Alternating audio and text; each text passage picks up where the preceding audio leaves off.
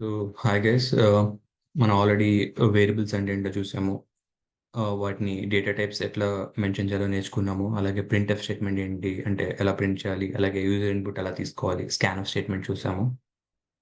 And మీకు ఒక brief if else syntax ఎలా ఉంటుందని కూడా లాస్ట్ వీడియోలో చూపించాను. ఎవరైనా చూడని వాళ్ళు ఉంటే ఒకసారి ఆ వీడియో చూసి మళ్ళీ ఈ వీడియో చూస్తే మీకు క్లారిటీ వస్తుంది. సో ఈ వీడియోలో మనం ఏం చేద్దామంటే సింపుల్ ఒక క్యాలిక్యులేటర్ లాజిక్ రాద్దాము సిలో.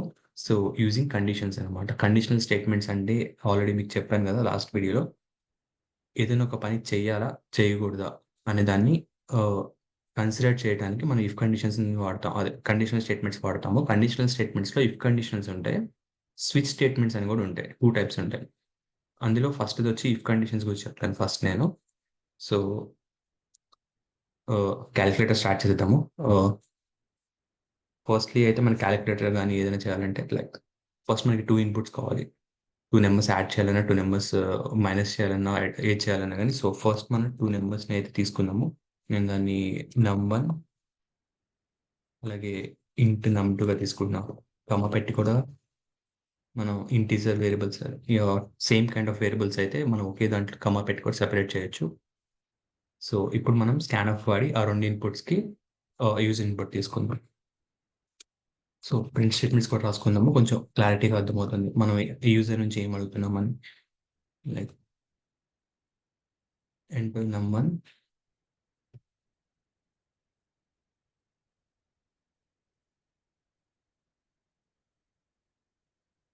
సెమికాలన్స్ ఫస్ట్ అండ్ షుడ్ పెట్టుకోవాలి.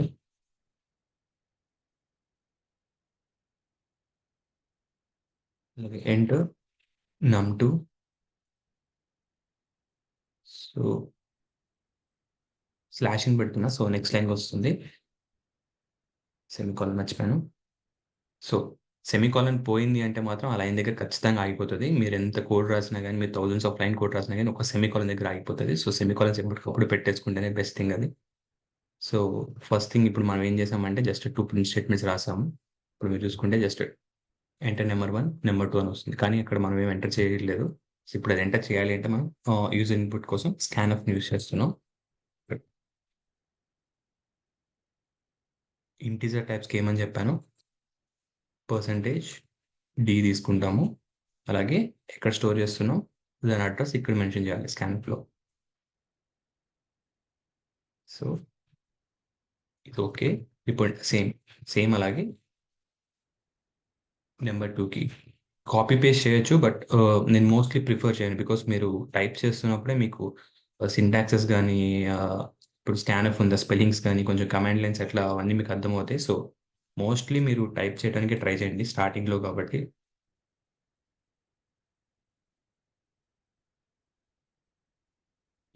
ఇప్పుడు మీరు చూసుకుంటే మనల్ని ఇన్పుట్ అడుగుతుంది. That's it. సో మన దగ్గర ఇప్పుడు 2 నెంబర్స్ ఉన్నాయి. వాటిని మనం ఏం చేయాలి, ఎడిషన్ చేయాలి, సబ్ట్రాక్షన్ చేయాలి, మల్టిప్లికేషన్ చేయాలి, డివిజన్ చేయాలి. సో ఈ 4 ఆపరేషన్స్ని మనం చేద్దాం క్యాలిక్యులేటర్లో. బేసిక్ క్యాలిక్యులేటర్ కాబట్టి 4 ఆపరేషన్స్ మాత్రమే మెన్షన్ చేస్తున్నాం. సో ఫస్ట్ థింగ్ అయితే మనం టోటల్ని సేవ్ చేసుకోవడానికి ఇంకొక ఇంటీజర్ని క్రియేట్ చేస్తాం. దాని స్టార్టింగ్ ఇనిషియల్లీ 0 పెట్టేశాం. సో 0 పెట్టకపోతే ఏమవుతుంది అంటే జస్ట్ నేను ఇట్లా టోటల్ అని మెన్షన్ చేసినా కానీ అది 0 అని చూపిస్తుంది. బట్ సమ్ టైమ్స్ ఏంటంటే గార్బేజ్ వాల్యూస్ వస్తాయి. సో అలాంటి ప్రాబ్లమ్స్ ఏమి రాకూడదు అంటే 0 అని మనం మెన్షన్ చేయడం అనేది one of the best thing అది. సో ఇప్పుడు మన దగ్గర టోటల్ ఉంది. సో ఇప్పుడు నేను ఫస్ట్ ఎడిషన్ చేస్తున్నాను. Total is equal to num1 plus num2. దీన్ని ప్రింట్ చేసేద్దాం. ప్రింటర్ ఎడిషన్ ఈజ్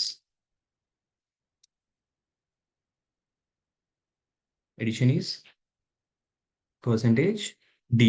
బికాస్ మనం ఇంటీజర్స్ యూస్ చేస్తున్నాం. ఇంటీజర్స్ యూస్ చేస్తున్నాం అంటే రిప్రజెంటేషన్ ఏంటి, %d. ఇక్కడ మనం total, that's it. So same ఇదే విధంగా next total is equal to మళ్ళీ అందులోనే స్టోర్ చేసుకోవచ్చు.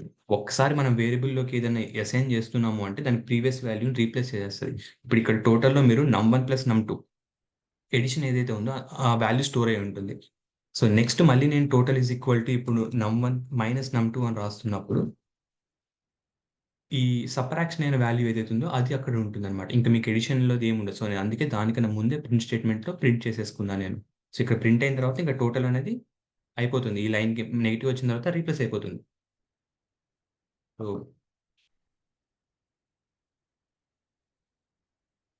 So subtraction is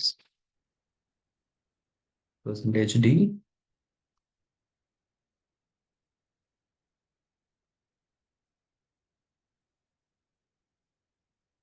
total. So same ఇదే విధంగా మల్టిప్లికేషన్‌కి, డివిజన్‌కి.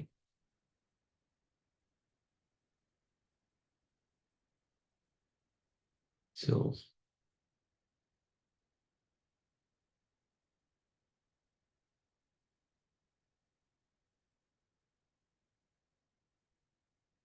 So first number 7, second number వచ్చి 2 ఎంటర్ చేస్తున్నాం.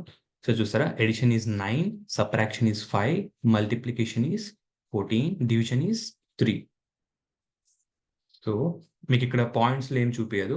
పాయింట్స్ చూపియాలంటే నేనేం చెప్పాను, ఫ్లోట్ వాడాలి. సో మనం ఫ్లోట్ వాడదాం. దానికన్నా ముందు ఏం చేద్దామంటే ఇక్కడ మీరు చూసారా అన్నీ మిక్స్ అయ్యి వచ్చినాయి. సో స్లాషెస్ యూజ్ చేద్దాము. స్లాషెస్ యూజ్ చేయడం వల్ల మనకి ఏమవుతుంది అంటే నెక్స్ట్ లైన్‌కి వచ్చి కొంచెం నీట్‌గా ఉంటుంది. స్లాషన్, స్లాషన్,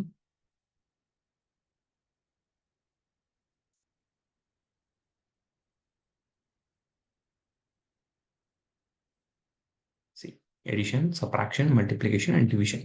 సో నేనైతే ఇంటీజర్స్ కాదు ఫ్లోట్స్ వాడదాం అంటాను అన్నిటికి.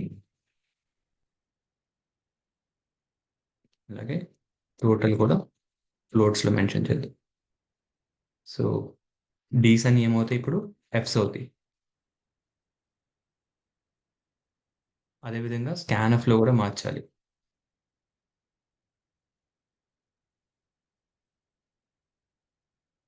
సో ఇప్పుడు మీరు చూసుకుంటే edition is 9, 5, subtraction is 5, multiplication 14 and division చూస్తే 3.5. సో మీరు ఇందాక ఇంట్ పెట్టినప్పుడు ఏం ప్రింట్ అయింది? ఓన్లీ 3 ప్రింట్ అయింది. బికాస్ ఓన్లీ ఇంటీజర్స్ మాత్రమే ప్రింట్ అవుతాయి. బట్ ఫ్లోట్ అనేది ఏంటి అంటే డెసిమల్ వాల్యూస్ కూడా ప్రింట్ అవుతాయి. అందుకని ఫ్లోట్ యూజ్ చేస్తాం మనం. సో ఇది క్యాలిక్యులేటర్ అయితే కాదు. మనం ఏం చేయాలి అంటే యూజర్‌ని అడగాలి. ఏదో సబ్ట్రాక్షన్ జరగాలా, ఎడిషన్ జరగాలా అని. ఈ 4 ఒకటి మాత్రమే జరగాలి. ఏదైతే యూజర్ కావాలనుకుంటున్నాడో. అంతేగాని మొత్తం మనం నంబర్స్ ఇవ్వంగానే మన దగ్గర ఉన్నాయి కదా అన్న ఆపరేషన్స్ ఏవైతే వాల్యూ అన్నీ డంప్ చేయలేం కదా ఇలాగా 4. సో ఒకటి మాత్రమే ప్రింట్ కావాలి. దానికే మనం కండిషనల్ స్టేట్మెంట్స్ వాడతాం. సో కండిషనల్ స్టేట్మెంట్స్ వాడేకి ముందు యూజర్‌ని అడగాలి కదా మనం. ఏమని అడగాలి? నీకు ఏ వాల్యూ కావాలి? ఏ వాల్యూ సారీ నువ్వు ఏ ఆపరేషన్ చేయాలనుకుంటున్నావు అనేది అడగాలి. సో దానికోసం మనం ఇక్కడ యూజర్ ఇన్‌పుట్ కోసం క్యారెక్టర్ తీసుకున్నాం. సో క్యారెక్టర్ మీకు అర్థమవుద్ది క్యారెక్టర్ ఎందుకు తీసుకుంటున్నాను అని. సో సో లేదంటే క్యారెక్టర్ ఆపరేటర్ అని పెడుతున్నాం. ఆపర్. సో ఇప్పుడు నేను స్కాన్ ప్రింట్ స్టేట్మెంట్ రాస్తాను. అంటే ఎంటర్ యువర్ ఆపరేషన్ స్లాష్ అని. సో మనం మెన్షన్ చేద్దాము. లైక్ ఆపరేషన్స్ ఏమేమి ఉన్నాయి మన దగ్గర అనేది కూడా తెలియాలి కాబట్టి plus, comma, negative sorry minus into and division. So ఇప్పుడు స్కాన్ఎఫ్ క్యారెక్టర్ రీడ్ చేద్దాం. చెప్పాను కదా క్యారెక్టర్ రాసేటప్పుడు స్పేస్ ఇచ్చి %c పెడతాం. Best thing.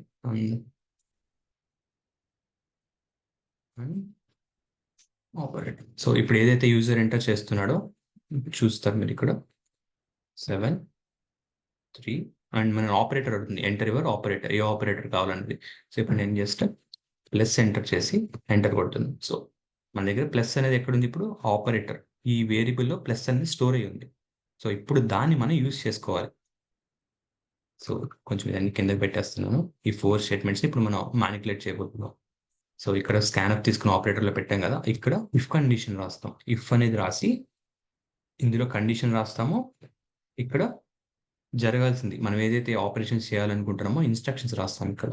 సో ఇఫ్ కండిషన్కి ఒక సింటాక్స్ వచ్చి ఇక్కడ మనం కండిషన్ రాస్తాము ఈ బ్రాకెట్స్లో, అండ్ ఇక్కడ వచ్చి ఇన్స్ట్రక్షన్స్ కాదు రాస్తాము ఏమేమి జరగాలి ఒకవేళ అది కరెక్ట్ అయితే అనేది. సో ఇప్పుడు మనం ఫస్ట్ ఏం రాయాలనుకుంటున్నాం, ఆపరేటర్ అనేది ఈక్వల్ టు అనేది మీకు ఆల్రెడీ చెప్పాను. కంపేర్ చేయాలి అంటే ఈక్వల్ టు, అసైన్ చేయాలి అంటే single equal to. So equal to అనేది కంపేర్ చేస్తుంది. ఇప్పుడు ఆపరేటర్లో ఏముంది, ప్లస్ ఉంది. సో మనం ఏమేం చేస్తున్నాం, ప్లస్ ఎఫోస్పీస్ పెట్టాలి. క్యారెక్టర్స్ ఎప్పుడు ఎఫోస్పీస్లోనే ఉంటాయి. So operator is equal to plus. ఈ రెండు ఈక్వల్ అయితే అంటే ఇప్పుడు మన ఆపరేటర్ యూజర్ కనుక ఇలా ప్లస్ ఎంటర్ చేస్తే దీన్ని కంపేర్ చేస్తుంది అనమాట, ప్లస్ ఎంటర్ చేశాడా లేదా అని. ఇన్ కేస్ ప్లస్ చేశాడు, ప్లస్నే ఎంటర్ చేశాడు అయితే అప్పుడు దీని లోపలికి వస్తుంది, ఈ ఫస్ట్ ఇఫ్ కండిషన్లోకి వస్తుంది. ఈ ఫస్ట్ ఇఫ్ కండిషన్లోకి వచ్చినప్పుడు మనం ఏం చేయాలి, దీన్ని కట్ చేసి ఇక్కడ పేస్ట్ చేద్దాం. టోటల్ అనేది num1 ప్లస్ num2 అవ్వాలి. అలాగే మనం ఏం ప్రింట్ చేస్తున్నాం, ఎడిషన్ ఈస్ టోటల్ని ప్రింట్ చేసేస్తాం. అలా కాకుండా ప్లస్ కాదు, ఇంకేమైనా ఎంటర్ చేశారు అంటే ఎల్స్ ఇఫ్ అని ఉంటుంది. ఒకవేళ ఈ ఇఫ్ స్టేట్మెంట్ కాకపోతే అప్పుడు దీంట్లోకి వెళ్తుంది, ప్లస్ కాకపోతే అప్పుడు నెక్స్ట్ ఏంటి అనేది ఎదుగుతుంది. సో నెక్స్ట్ ఏముంది, ఎల్స్ ఇఫ్ ఉంది. ఎల్స్ ఇఫ్లో సేమ్ మళ్ళీ ఇక్కడ ఏమని రాయాలి, ఆపరేటర్ ఈక్వల్ టు నెగిటివ్ కాదా అని చెక్ చేద్దాం ఈసారి. సో మైనస్ కాదా అనేది చెక్ చేసి నెక్స్ట్ మళ్ళీ మనం ఈసారి ఇన్స్ట్రక్షన్స్ ఏంటి, సబ్ట్రాక్షన్ అవ్వాలి. సో దీని లోపల ప్లేస్ చేద్దాం. సో అలాగే నెక్స్ట్ మళ్ళీ ఎల్సిఫ్. ఈసారి ఎల్సిఫ్ ఏంటి, into operator equal to multiplication కాదా అని చెక్ చేస్తుంది.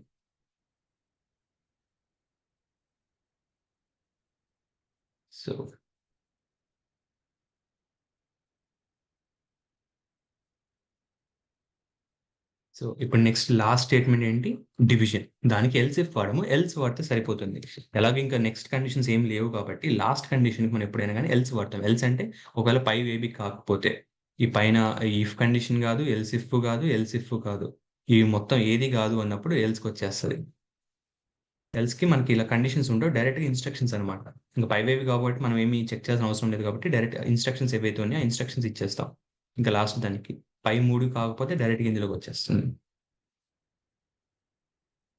So C and else if పెట్టకుండా అన్నిటికీ ఇఫే వాడచ్చా అంటే ఎస్ వాడచ్చు. కాకపోతే ఏంటి అంటే మీరు ఇప్పుడు అన్నిటికీ ఇఫ్ వాడారనుకోండి, కంపైలర్ ఏం చేస్తుంది అంటే ఇప్పుడు మీరు మన మెషిన్ ఏం చేస్తుంది, కంపైలర్ మెషిన్ కోడ్ వచ్చిన తర్వాత మన మెషిన్ ఎలా చేస్తుంది అంటే ఇఫ్ ఉంది. సో ఇఫ్ కండిషన్ చెక్ చేస్తుంది, ప్లస్ ఉంది, ప్లస్ మనం ఎంటర్ చేసాం, ఓకే అయిపోయింది, యాడ్ ప్రింట్ చేస్తుంది.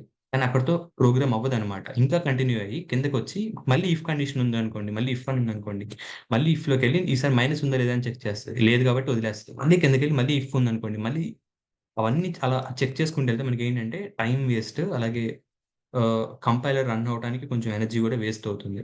ఇది చిన్న కోడ్ కాబట్టి ప్రాబ్లం లేదు, బట్ పెద్ద పెద్ద వాటిలోకి ఇది చాలా కాంప్లెక్స్, ఇంకా ఎక్కువ పవర్ కన్సెప్షన్ అయ్యేది, అంత ప్రాబ్లమ్స్ ఉంటాయి. సో అవన్నీ కాదు కాబట్టి ఎల్స్ ఇఫ్ పెడతాం. అంటే ఒకవేళ ఈ ఫస్ట్ కండిషన్ ఏదైతే ఉందో ఇది సాటిస్ఫై అయింది అనుకోండి, సెకండ్ దాంట్లోకి వెళ్ళదు. సో ప్లస్ అనేది సాటిస్ఫై అయితే ఇంకా negative next division multiplication check చేయదు, డైరెక్ట్ ప్లస్ ప్రింట్ చేసి ఆపేస్తుంది. ఇంకా నా ప్రోగ్రామ్ రిటర్న్ దగ్గరికి వచ్చి ఆగిపోతుంది. So that's it. సో ఇప్పుడు రన్ చేసి చూద్దాం. 7 అండ్ 2 ఎంటర్ చేస్తున్నాను. సో ఇప్పుడు ఆపరేటర్ ఏంటి, ప్లస్ అని ఎంటర్ చేస్తున్నాం. C addition is 9. ఇందాక అన్ని ప్రింట్ అని ఇప్పుడు చూసారా, మనం ఏదైతే ఎంటర్ చేస్తున్నామో ప్లస్. సో ఇప్పుడు ఏమవుతుంది అంటే ఫస్ట్ ఎంటర్ నెంబర్ 1 అని వస్తుంది. సో నెక్స్ట్ స్కాన్ మనం ఎంటర్ చేసాం కదా నెంబర్ 1, నెక్స్ట్ నెంబర్ 2 అడుగుతుంది. మళ్ళీ స్కాన్ లో మనం నెంబర్ 2 ఎంటర్ చేసాం. నెక్స్ట్ ఏంటి, ఎంటర్ ఎవర్ ఆపరేటర్. సేమ్ మళ్ళీ స్కాన్ పడి ఈసారి క్యారెక్టర్ తీసుకున్నాం, బికాస్ ప్లస్ నెగిటివ్ ఇవన్నీ నెంబర్స్ కాదు మనకు తెలిసిందే కదా. సో దానికి కూడా చెప్తున్నాం. సో క్యారెక్టర్ వస్తుంది, దాన్ని గుర్తు పెట్టుకుని మాకు అదేంటి అనేది ఇఫ్ కండిషన్స్ లో వాడుతున్నాం. మనం ఇప్పుడు చూసారా ఆపరేటర్ కంపేర్ చేసాం, కంపారిజన్ ఆపరేటర్ యూస్ చేసి ప్లస్ నెగిటివ్ అదే మైనస్ ఇంటూ డివిజన్ అనేది చెక్ చేసుకుందాం. సో దీనికి ఎల్స్ వాడి, ఎల్స్ అనేది దానికి కండిషనింగ్ ఉండదు, ఇఫ్కి కండిషన్స్ ఉంటాయి మనం రాయాలి. బికాస్ ఎల్స్ అనేది పైవేవి కాకపోతే కిందది ఈ ఆప్షన్ అని చెప్పి ఇంకా దానికి చెప్పేస్తున్నాం. సో హియర్ సో ఒకసారి వేరే ఆపరేటర్ కూడా చూపిస్తాను. మేబీ 64 ప్లస్ సారీ మైనస్ ఉంటుంది. సరే 59. సో ఈ జీరోస్ ఇలా ప్రింట్ అవుతున్నాయి, వద్దు నాకు ఇంటిజర్ కావాలి, అవన్నీ చెయ్యొచ్చు. ఇన్ ఫర్దర్ మీకు చెప్తాను. ఇప్పుడే చెప్తే కన్ఫ్యూజన్ అవుతారు మీరు. సో ఇది ఇఫ్‌కి. సో ఇప్పుడు మనం స్విచ్ కండిషన్ నేర్చుకుందాం. స్విచ్ కండిషన్ ఎలాగంటే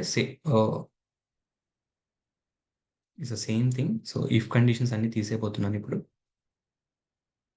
తీసేసి సో ఇప్పుడు మన దగ్గర ఏముంది? ఆపరేటర్ ఉంది. యూజర్ ఆపరేటర్ ఎంటర్ చేయంగానే ఇక్కడి వరకు ఉంది మన దగ్గర కోడ్. ఓకే. సో ఇప్పుడు ఆపరేటర్ ఏంటని చెక్ చేయాలి మనం. దానికి మనం స్విచ్ వాడదాం. సేమ్ ఇఫ్ లానే స్విచ్ ఆపరేటర్.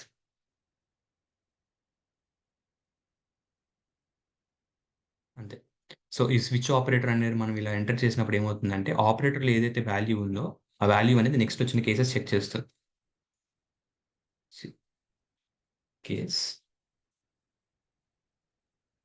యెస్. ఇట్లా. ఈసారి మనం బ్రాకెట్స్ పెట్టము. ఇలా జస్ట్ డాట్స్ పెడతాము. సో స్విచ్ స్టేట్మెంట్ రాసే సింటాక్స్ ఇది. స్విచ్ అనేది కండిషన్ నేమ్ అది. సో ఆపరేటర్ వచ్చి మనం ఇక్కడ ఎంటర్ చేసాం. సో ఇక్కడ ఏదైతే మనం చెక్ చేయాలనుకుంటున్నామో, దాని లోపల ఏదైతే వాల్యూ ఉందో మనం కంపేర్ చేయాలనుకుంటున్నామో, ఆ వాల్యూ ఇక్కడ వేరియబుల్ నేమ్ ఇక్కడ మెన్షన్ చేస్తామో కండిషన్ అది. సేమ్ ఇఫ్ కండిషన్‌లో కండిషన్ రాసినట్టే. సో నెక్స్ట్ ఇక్కడ ఇన్‌స్ట్రక్షన్స్‌లో రాసేటప్పుడు కేసెస్ ఉంటాయన్నమాట ఇందులో. సో కేస్ 1, కేస్ 2, కేస్ 3 అలా. సో ఇప్పుడు ఫస్ట్ కేస్ ఏంటి? ప్లస్ అన్నమాట. కేస్ ప్లస్ అన్నమాట. సో కేస్ అని పెట్టి వెంటనే మనం ఏదైతే కంపేర్ చేయాలనుకుంటున్నాం. ఇందాక మనం ఏంటి ఈక్వల్ టు అని పెట్టాం కదా! ఆపరేటర్ ఈక్వల్ టు అలా అవసరంలా. ఈసారి కేస్ ప్లస్ అంతే. ఈ కేస్‌లో ఏంటంటే ఈ ఆపరేటర్ ఆల్రెడీ మనం ఏదైతే ఎంటర్ చేస్తామో అది ఉంటది. సో దీన్ని కంపేర్ చేసుకొని ఇవి ఒకవేళ ఈక్వల్ అయితే అప్పుడు దీని లోపలికి ఎంటర్ అవుతుంది. ఇక్కడ మనం ప్రింట్‌ఎఫ్ రాద్దాం. Operator is plus. మనమేమి సమ్ ఏమి అవేం చేయట్లేదు. సో ఆపరేటర్ ఈస్ ప్లస్ అని రాసాను. అలాగే ఇంకొకటి కూడా రాద్దాం. ఇంకో ప్రింట్‌ఎఫ్ స్టేట్మెంట్‌లో ఏం చేద్దాము అంటే addition is %d num1 plus num2. So ఈ num1 ప్లస్ num2 ఈ %dలో ప్రింట్ అవుతుంది మనకి. అలాగే బ్రేక్ అనేది రాయాలన్నమాట కేస్‌కి. సో ఇప్పుడు కేస్ ఇక్కడ స్టార్ట్ అయింది. కంపేర్ చేస్తుంది ప్లస్సా కాదా అని. ఒకవేళ కరెక్ట్ అయితే ఈ హైఫన్స్ కింద ఏవైతే ఉన్నాయో ఇవన్నీ ఇప్పుడు ఇది ప్రింట్ అవుతుంది. ఇది ప్రింట్ అవుతుంది. ఈ ఇన్‌స్ట్రక్షన్స్ అన్నీ రన్ అయ్యి బ్రేక్ దగ్గరికొచ్చి ఆగిపోతది. ఒకవేళ ప్లస్ కాదు. అప్పుడు ఏం చేస్తుంది? నెక్స్ట్ ఇంకో కేస్ రాద్దాం. కేస్ 2 ఇది. కేస్ 2 ఏంటి? ఇంటూ. సో కేస్ 2 కూడా సేమ్ అన్నమాట. ఆపరేటర్ ఈస్ మైనస్ అండ్ ఇక్కడ num1 మైనస్ num2 జరుగుతుంది.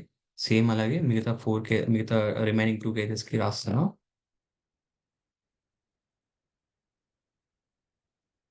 సో ఇంటూ ఆపరేటర్ అనేది ఇంటూ సో సబ్ మనం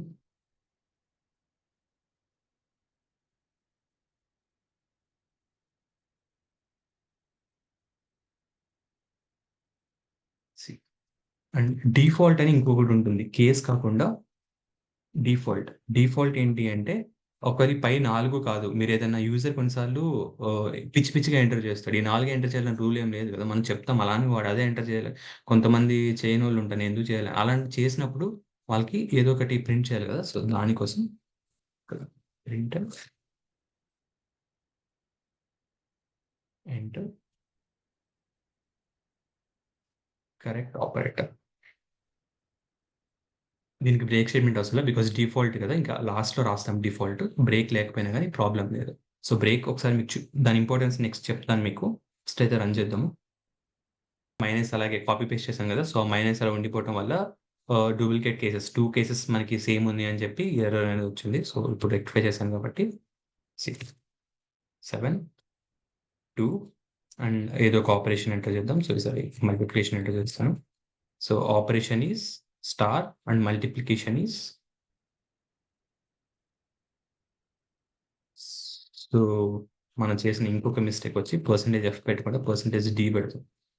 సో బికాజ్ మనం అన్ని ఫ్లోట్స్ వాడాం కదా! సో రీరన్ చేద్దాము. సో